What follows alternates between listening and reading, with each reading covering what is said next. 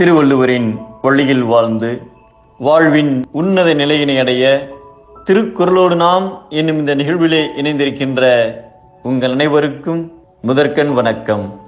குறள் எண் 606, அதிகாரம் மடியின்மை.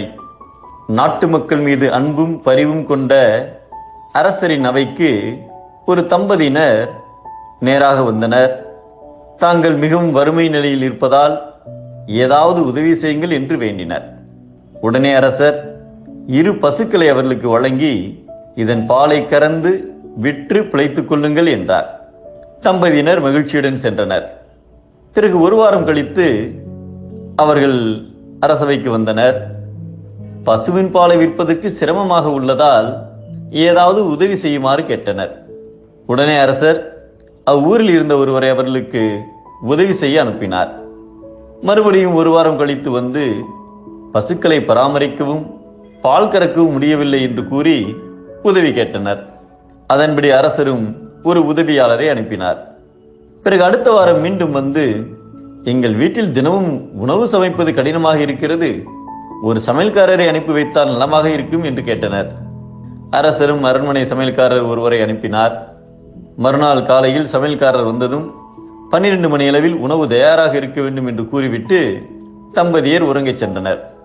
சரியாக 12 மணிக்கு சமையலறைக்கு அவர்கள் வந்தபோது 2 பருமனானவர்கள் அங்கே அமர்ந்து சாப்பிட்டுக் கொண்டிருந்தார்கள்.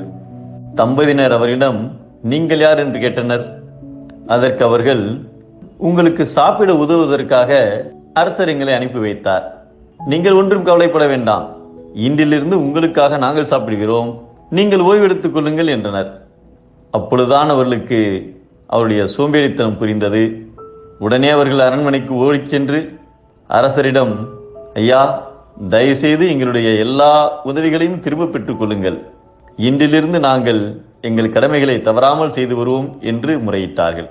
நாட்டை ஆளும் அரசரது செல்வமெல்லாம் தன்னிடம் வந்தடைந்தாலும் சோம்பல் உடையவர் அச்செல்வத்தால் சிறந்த நன்மையை அடைய மாட்டார் என்பதை படியுடையார் பற்றமைந்த கண்ணும் மடியுடையார் மாண்பயன் எய்தல் அரிது என்கிறார் நம் தெய்வப்புலவர் திருவள்ளுவர்.